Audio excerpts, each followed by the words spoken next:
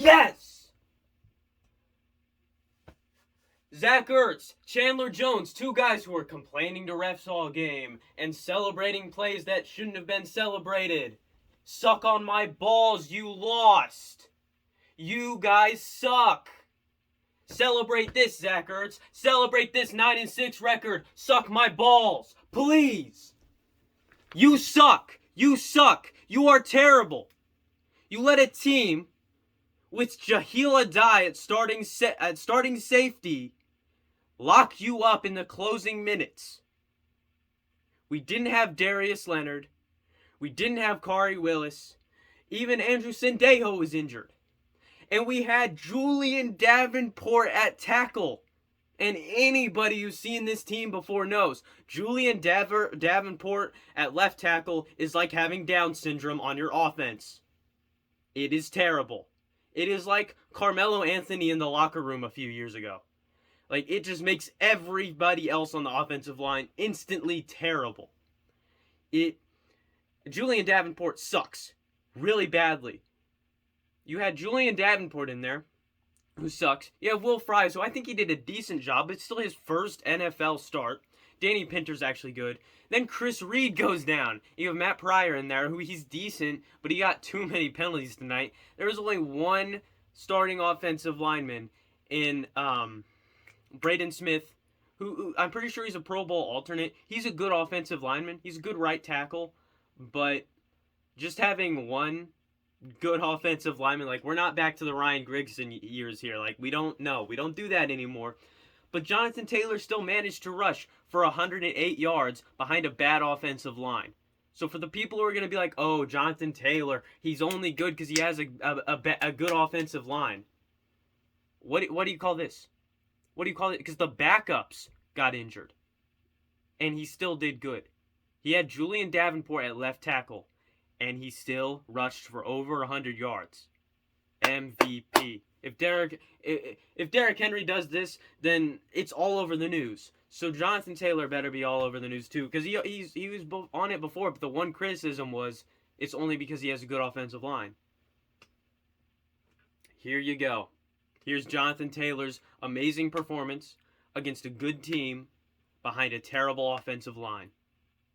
So that narrative can be put to sleep now. And Carson Wentz was getting unnecessarily, unfairly, not as unnecessarily, but he was getting unfairly criticized. Like, when Jonathan Taylor was open in the flats, you had Chandler Jones coming off the edge, and nobody was taking it because there wasn't a tight end there to pick up Chandler Jones blitzing.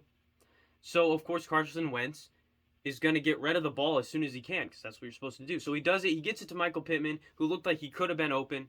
And that was the first thing that he saw. Like, it was right in front of him, really. So, of course, he's going to throw it there. Like, message to the fans. I love the Colts fan base, but sometimes y'all you need to look at it from both, the fans' point of view and where the camera is and stuff. But you also need to look at it from the player's point of view and kind of go through what the player has been thinking. You have to judge these guys fairly. Because they're humans too. Like, they have a completely different perspective. There's more to reading an offense than just who's open and who's covered.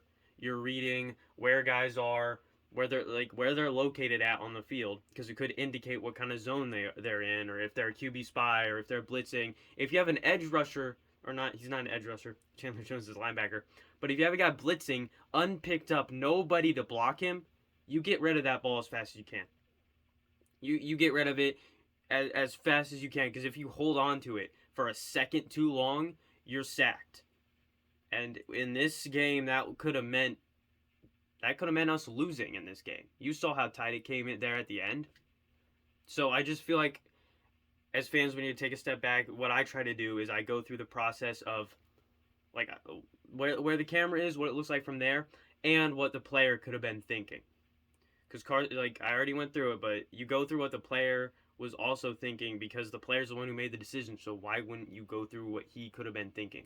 So I'm going to give Carson Wentz the benefit of the doubt on some of those bad throws. There were ones that were his fault, but it was probably only half of them, the ones that people are going to blame him for. It was probably only about half of them were actually his fault, and then the other half was just being pressured too much and being accustomed to a different, an offensive line that gives him way more time and just stuff like that. Stuff that isn't really his fault that he still gets blamed for unfairly. Receivers, T.Y. had a nice game. He had like 51 yards with a tutty. T.Y. As soon as I get his jersey, he's doing good. He's just like that because he's T.Y. Hilton. Michael Pittman Jr. had 80 yards, no touchdowns, but still he came in clutch on multiple third downs and just multiple times he came in clutch on the onside return. He came in clutch. He got the ball, wrapped it up, went down, and we win the game. It was nice to see Desmond Patman get his first career touchdown. If you guys watch Michael Pittman Jr.'s YouTube channel, you know that him and Desi are very good friends. So it was a nice moment to see them get to celebrate together, especially with Desmond Patman being injured for most of last year, and then this year being inactive for most of it. So for him to come on and kind of take advantage of all the injuries and stuff like that, it was nice to see. I think he did a good job. It was good. It was cool to see. Mo Alley Cox making his first catch in a while and getting like 30-something yards on it. That was cool. Sad to see Jack Doyle go. It looked like he was limping because they wouldn't show like the play and stuff. So I was hoping because I thought it was like a brain injury or something because it looked like he was fine.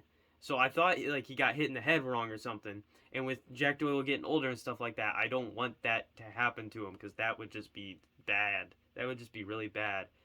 But it looked like he was limping, which I'm not going to say that it was a good thing, but it's a better, like, if he twisted something, it's a better alternative to having a concussion.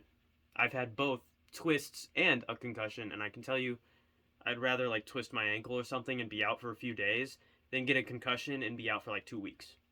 That's just my opinion. Defensively, Kwity Paye, that dude had so many QB pressures. Nobody got a sack on Kyler Murray, but we got so many QB pressures, and on the edge rushers were vital today. Dio Dangbo, Kwity Paye, Isaac Rochelle, those guys played. Those three edge rushers played very good, put a lot of pressure on Kyler Murray. Big Grove and DeForest Buckner, they did a good job too. The whole D-line really did a good job putting pressure on. EJ Speed, he stepped up. There were a few times in coverage where you could tell, like, his football IQ isn't as high as Darius Leonard. He didn't pick up certain things that Darius Leonard would have picked up on, and he definitely didn't force as many turnovers as Darius Leonard would have. But he still stepped up into Darius Leonard's role and played very well, in my opinion. So I think we still need to kind of, give him his props. He played well. He stepped up into an unexpected, we didn't know until today Darius was going to be out. So he stepped up, not knowing going into today that he would have to be the starting linebacker. And he did a great job, in my opinion. The rest of like Zaire Franklin and Bobby Okereke, they did a good job too. Isaiah Rodgers made some good play. I know Rock Yasin isn't. He's got no interceptions, but he's got a really good passer rating. I feel like he's done a really good job in the more advanced analytics when you look at his advanced analytics as a corner, he's taken a huge step since last year. It's very noticeable. He's taken less penalties. He's defended more passes. He's been very good, just locking up receivers very quietly, like locking them up so good that the quarterback doesn't really throw it over there because Rock is locking it up over there. He's only allowed like 30-something yards this whole season. Like, he's done a really, really good job. Kenny Moore, they didn't really throw to Kenny Moore's side too much, which credit to the Cardinals for knowing their personnel, but Kenny Moore getting that Pro Bowl kind of puts some teams on notice. They're going to throw to his side less, which sucks, but he'll find a way to make the opportunities happen, don't worry. But yeah, Isaiah Rodgers, he came in clutch. The guy's always been a clutch performer. I mean, you guys remember against the Bills last year when he got the pick, but it was freaking taken away because of Kamiko Turi. But Isaiah Rodgers is a guy who usually comes in clutch. Like, he wants those moments. He steps up in those moments. Isaiah Rodgers, he's a guy that I think eventually could be a big-name player and a playmaker, and I think he's a really good corner, and we should definitely hang on to him for a minute. So, he had a pretty good game. And Jahlil Addae was serviceable. Jahlil Addae at safety was serviceable. He didn't make any huge mistakes. He was good. And George Odom, he was really good too. Our safeties were good. Our secondary was good. We didn't allow too many big plays, which is kind of like what we did against the Bills, where we knew you got to contain the quarterback. You can't let these big plays happen with the receivers. We locked down the people that we needed to lock down for the most part, and I think our defense did a good job. Special teams did a good job recovering the onside kick, kicking the field goals. Usually whenever we kick that many field goals, we lose, but we still won. So, good game. Michael Badgley, you did decent, but I know some people say, well, yeah, Rodrigo Blankenship misses 50-yarders. He misses 50-yarders. One, I'm pretty sure the only 50-yarder he attempted was when he hurt his hip, and he didn't miss short on that one. He missed wide, and most of the 50-yarders he kicks, he misses wide. So I'd rather him miss wide, because then we know he can get it there, than miss short, because if you miss short, that means he couldn't even get it there, which is what Michael Badgley did. And a lot of the reason the kicks were missed weren't really because of the holder for the Cardinals. It was because the Colts, we had guys coming in to block the punt. Block the kick. We had guys coming in and they were almost blocking the kick, and it scared the kicker, and he kicked it and it pulled too far to certain directions, because you can tell, like, when the pressure came in from this side, the kick missed that way. When the pressure came in from this side, the kick missed that way. Like, you can tell that we put pressure on the kicker. And then on that punt play where we blocked it, I'm glad they didn't call a flag, because that wasn't really roughing the punter. Like, they went for the block and they almost got it. You can't really fault them for that one. So that was nice.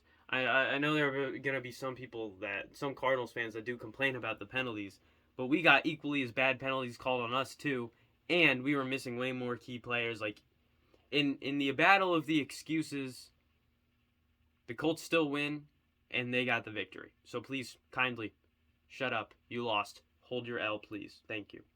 And the most important part of all of this, I think, to any Colts fan, is we got to temporarily deprive the Titans of a division title. Pretty nice. Because if we lost, it clinched the Titans the division.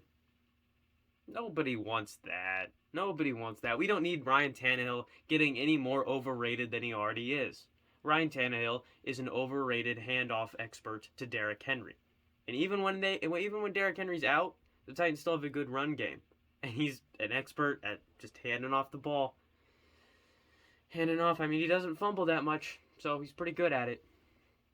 But for the most part, he is an inefficient QB disguised as an efficient QB because he barely passes the ball. He's a downgrade from Carson Wentz. He's a dollar store Carson Wentz.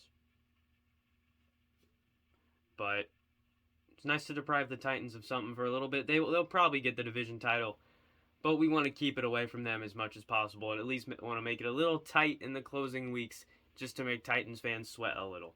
Speaking of sweating, yeah, I didn't sweat through my jersey, but I'm pretty sure my undershirt has pit stains, and I was like sweating and everything. This game came down to the wire. I was sweating. I'm so glad we got the win. Oh my goodness, I can't even explain to you how glad I am we got the win. Life's a W.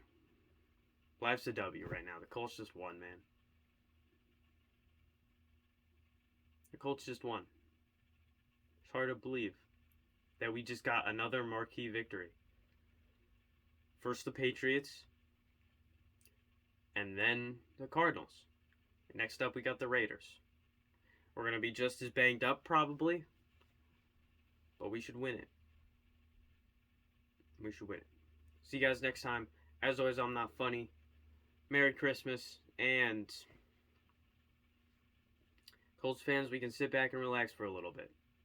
We don't have to worry about being in pain this week. And now we can sit back and watch the teams on Sunday, see them have their moment of sweating and being scared and all that. Ours is past for this week until we finally